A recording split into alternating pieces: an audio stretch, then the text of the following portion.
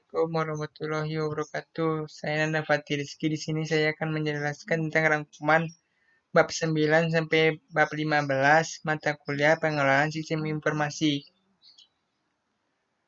Pertama, pengembangan perangkat lunak. Terdapat dua sumber pengembangan perangkat lunak, itu perangkat lunak komersil, kedua perangkat lunak in-house. Perangkat lunak komersil yaitu perangkat lunak yang dikembangkan oleh pihak luar, yang memiliki keuntungan antara lain implementasi waktu yang jelas dan juga penghematan biaya. Itu dikarenakan pihak luar atau vendor biasanya sudah menjelaskan rincian biaya dan berapa estimasi waktu yang diperlukan. Sedangkan memiliki kekurangan yaitu terlalu bergantung pada pihak luar. Jadi andai kata terdapat celah pada sistem terpaksa untuk menambahnya harus bergantung pada pihak pengembang, yaitu dari pihak luar.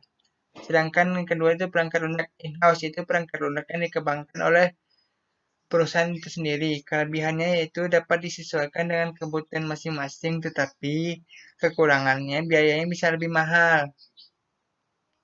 Kedua, kita akan membicarakan tentang desain sistem. Desain sistem memiliki tujuan untuk memberikan gambaran tentang rencana bangun sebuah sistem. Terdapat 3 kategori desain sistem. Pertama, global based system, yaitu desain sistem yang digunakan oleh seluruh orang di perusahaan, baik itu misalnya di Bogor, di Jakarta, atau di luar negeri, semuanya menggunakan sistem yang sama.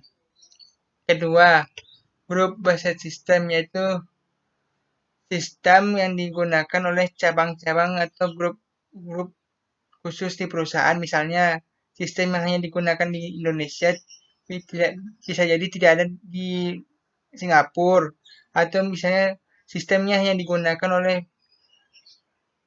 bagian IT tapi tidak ada pada bagian akunting.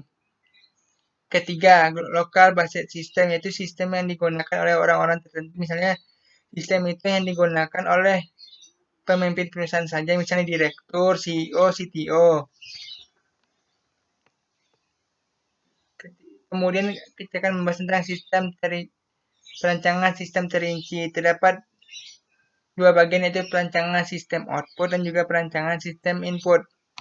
Rancangan sistem input itu merupakan awal dari proses informasi, memiliki tujuan: satu, penyelesaian input yang mudah dan efisien; dua, menjamin input untuk memenuhi tujuan yang diharapkan; ketiga, menjamin penyelesaian yang tepat. Sedangkan perancangan output yaitu digunakan untuk mengubah data menjadi informasi yang berkualitas dan dapat digunakan. Memiliki tujuan itu menyediakan distribusi output yang tepat, menyediakan output yang tepat waktu, dan juga memilih metode output yang paling efektif. Kemudian kita akan juga membahas tentang SDLC, yaitu siklus yang digunakan dalam pembuatan atau pengembangan sistem informasi yang bertujuan untuk menyelesaikan masalah secara efektif.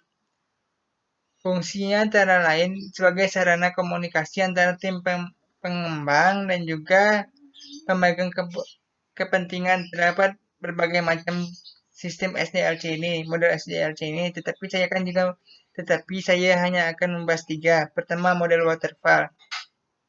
Model waterfall dikembangkan pada tahun 1970.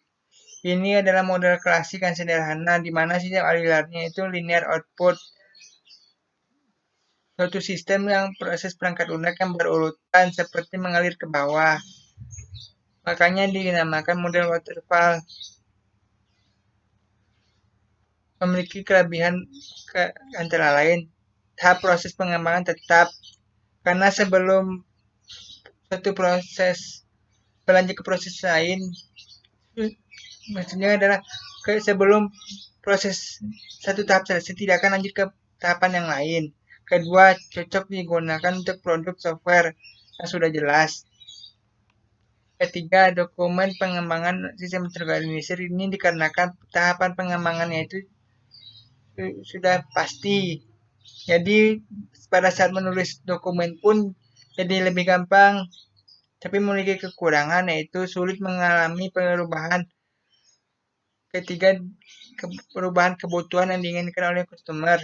Kedua, sulit adanya waktu kosong bagi pengembang, andai kata menunggu tim lain menuntaskan pekerjaan kan. Kedua, model prototype. Model prototipe adalah model pengembangan perangkat lunak yang mengizinkan pengguna atau user memiliki gambaran awal tentang program yang dikembangkan serta melakukan pengujian awal.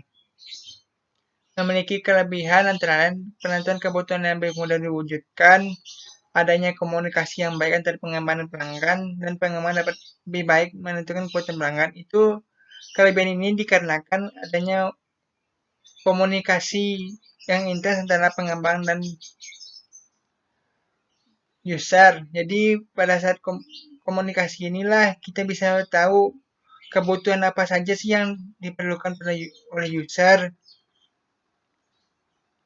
dan juga apa aja sih yang memudahkan user nantinya. Tapi memiliki kekurangan lain biasanya kurang fleksibel menghadapi perubahan dan juga proses analisa perancangan terlalu singkat. Ketiga, model RAD, Rapid Application Development, yaitu model yang menekankan pada siklus pembangunan pendek, singkat, dan cepat.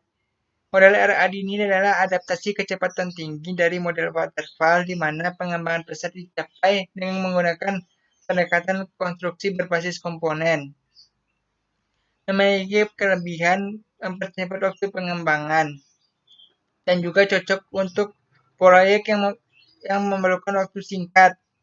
Tapi RAD ini tidak cocok untuk memiliki kekurangan, yaitu tidak cocok untuk sistem yang punya risiko tinggi karena model RAD ini lebih mengutamakan kuantitas daripada kualitas dan juga membutuhkan tenaga kerja yang banyak karena RAD ini adalah model pengembangan perangkat lunak yang cepat.